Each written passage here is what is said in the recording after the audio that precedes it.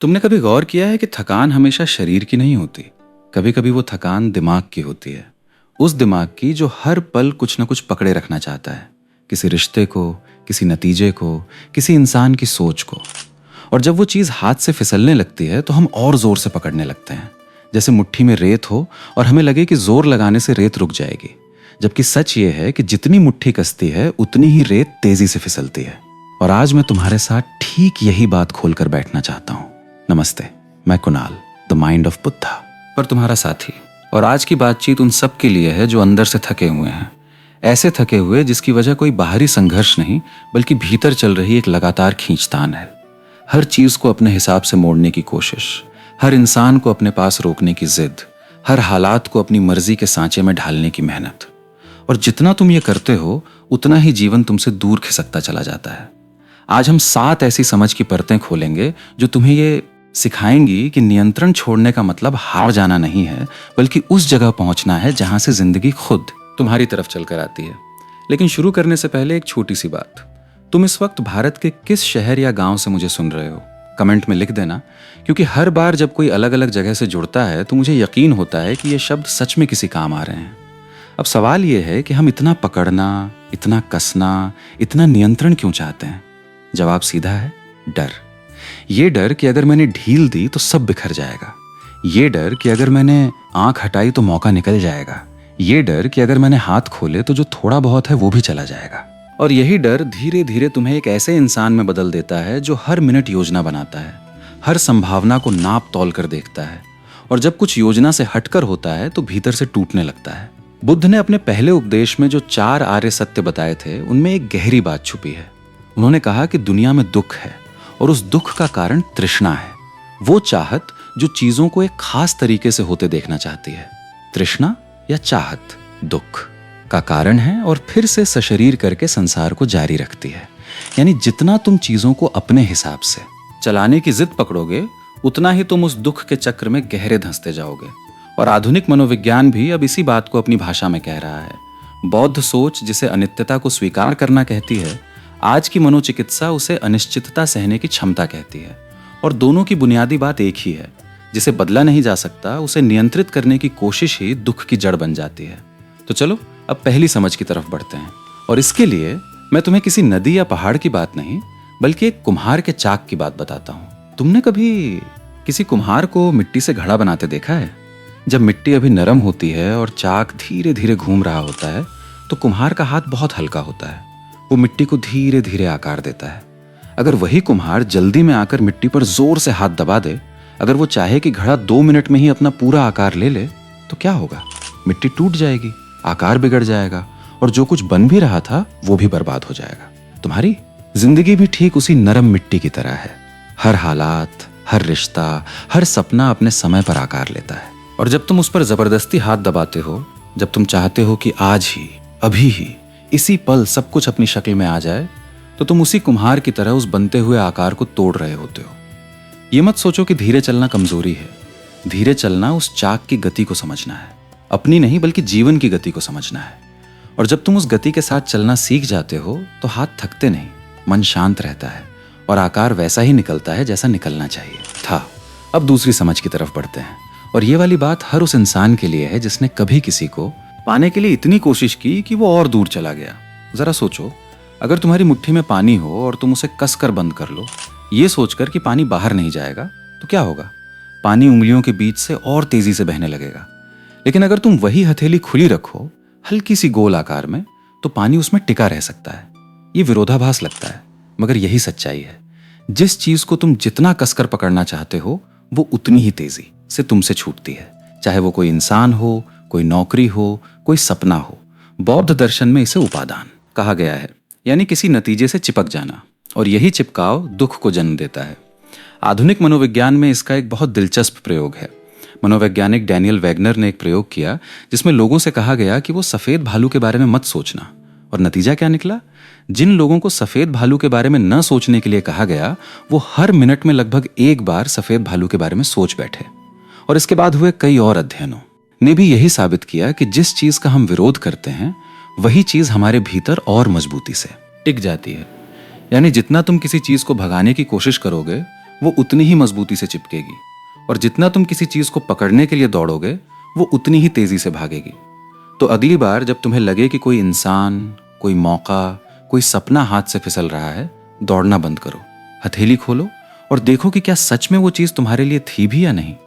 अब मैं यहां रुकना चाहूंगा और तुमसे पूछना चाहूंगा, क्या कभी तुमने किसी चीज को इतनी शिद्दत से चाहा कि वो और दूर चली गई? नीचे कमेंट में बताना, क्योंकि तुम्हारा अनुभव किसी और के लिए आईना बन सकता है। अब तीसरी समझ पर आते हैं, और ये उस बेसब्री की बात है जो हमारी पीढ़ी को अंदर ही अंदर खोखला कर रही है। हमारे घरों में एक चीज बनती है जिसे बहुत कम लोग ध्यान से देखते हैं। दूध से दही, दही से मक्खन और मक्खन से घी। हर कदम को अपना समय चाहिए। अगर तुम दूध को जबरदस्ती जल्दी दही बनाने की कोशिश करो, आंच तेज कर दो, जामन ज्यादा डाल दो, तो दही खट्टा हो जाएगा या फट जाएगा। अगर मक्खन को जल्दी घी बनाने के लिए आग तेज कर दो तो घी जल जाएगा, स्वाद बिगड़ जाएगा। हर परत को अपने समय पर पकना होता है, और यही बात तुम्हारी जिंदगी पर भी लागू होती है। जो रिश्ता अभी दही की अवस्था में है उससे मक्खन जैसी गहराई की उम्मीद मत करो। जो सपना अभी मक्खन जैसा नरम है उससे घी जैसी मजबूती की उम्मीद मत करो। हर चीज को अपने पड़ाव से गुजरना पड़ता है।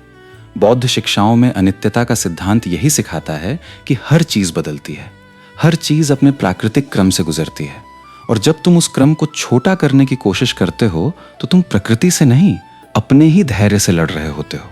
अब चौथी समझ की तरफ चलते हैं, और इसके लिए मैं तुम्हें एक छोटी सी घटना सुनाना चाहता हूँ। एक युवा साधक किसी आश्रम में गया। वो हर दिन गुरु के पास जाकर पूछता, गुरुजी शांति कब मिलेगी? मैं इतने घंटे ध्यान करता हूँ फिर भी मन अशांत रहता है।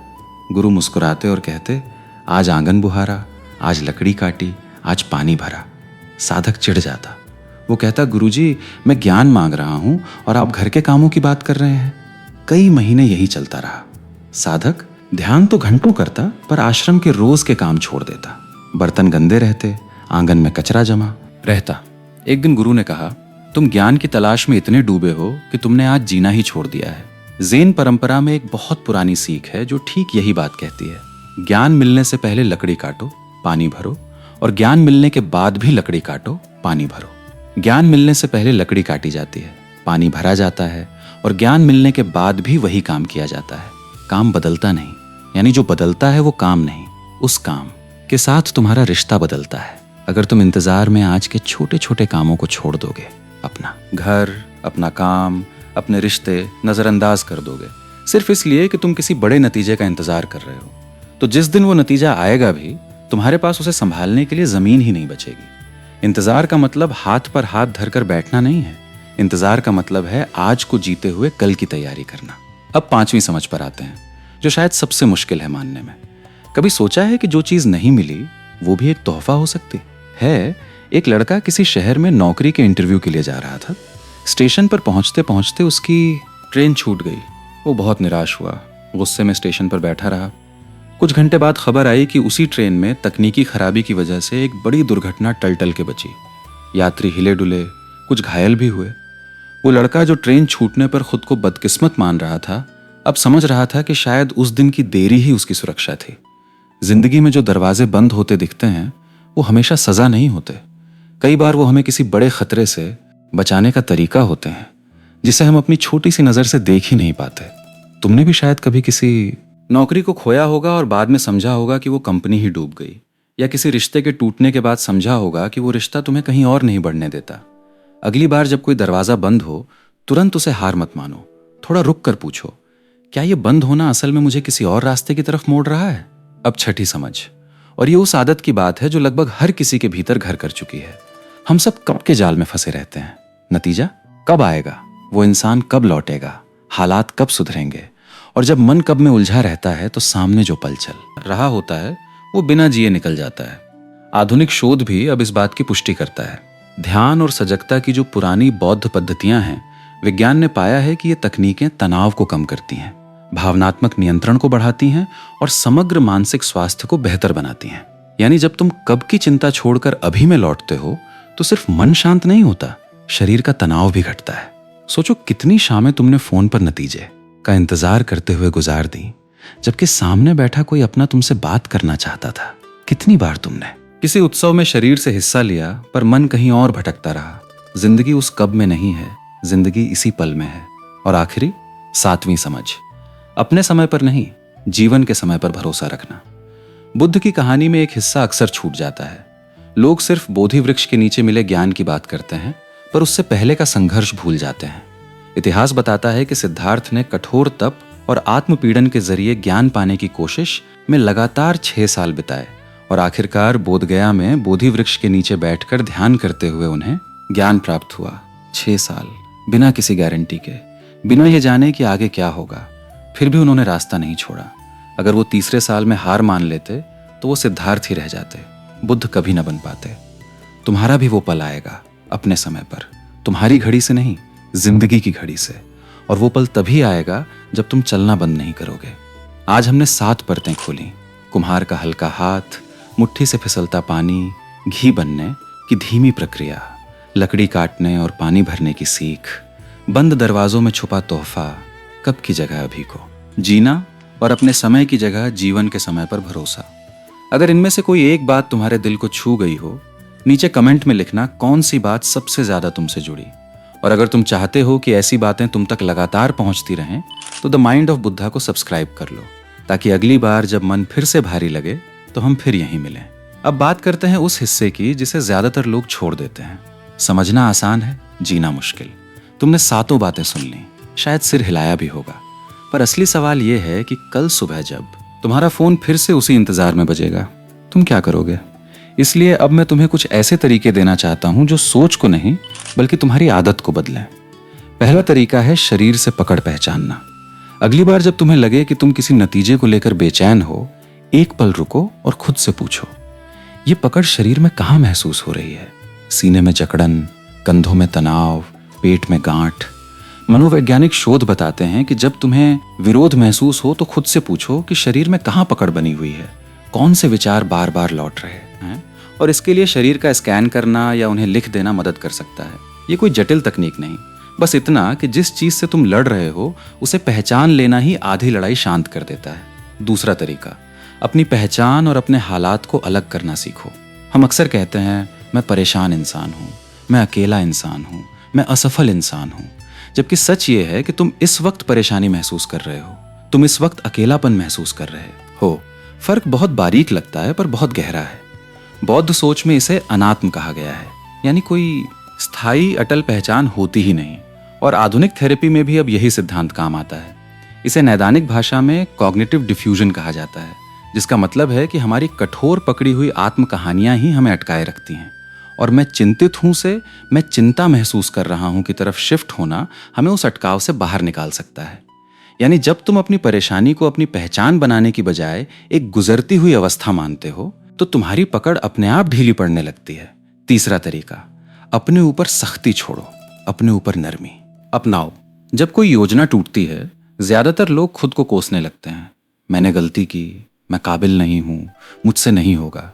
जबकि रिसर्च बताती है कि खुद के प्रति ज्यादा दयालु और संतुलित रवैया रखना मानसिक स्वास्थ्य के लिए फायदेमंद साबित होता है। यानी खुद को कोसने से नियंत्रण वापस नहीं आता, बल्कि सिर्फ थकान बढ़ती है। अगली बार जब कुछ गड़बड़ हो, अपने आप से वैसे ही बात करो जैसे किसी करीबी दोस्त की तकलीफ में करते। चौथा तरीका, और यह बहुत जरूरी है समझना, नियंत्रण छोड़ने का मतलब जिम्मेदारी छोड़ना नहीं। बहुत से लोग सोचते हैं कि सरेंडर का मतलब है काम छोड़ देना, रिश्ते में मेहनत करना बंद कर देना, सपनों के पीछे भागना छोड़ देना, जबकि सच्चाई अलग है। बौद्ध शिक्षाएं ये नहीं कहती कि अपनी नौकरी या अपने परिवार से लगाव मत रखो, बल्कि ये कहती हैं कि उस लगाव को इतना कसकर मत पकड़ो कि वो तुम्हारा दम घोंटने लगे। ये किसी भी सांसारिक जिम्मेदारी या रिश्ते को पूरी तरह त्यागने की बात नहीं करता, बल्कि सजगता, समझ और करुणा में जड़ें जमाए एक संतुलित नजरिए की बात करता है।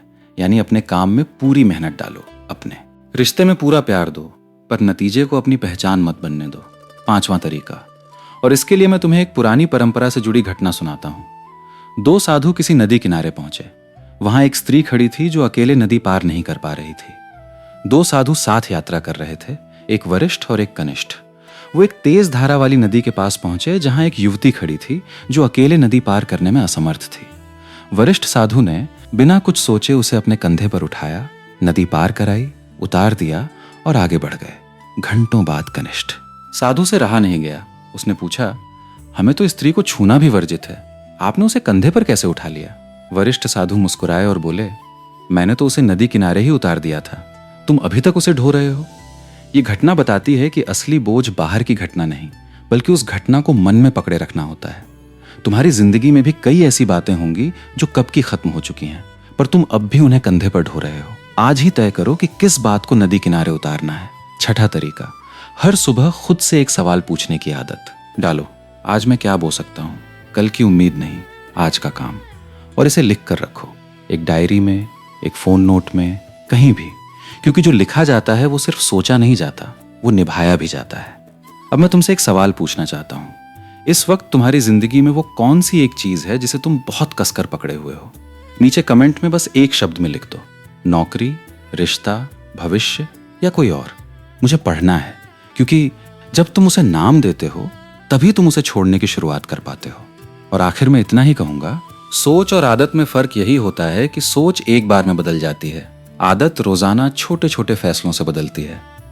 आज रात जब तुम सोने जाओ, बस एक चीज करना, जिस बात को लेकर मन बेचैन है उसे जोर से पकड़ने की बजाय हथेली खोलकर सोचना।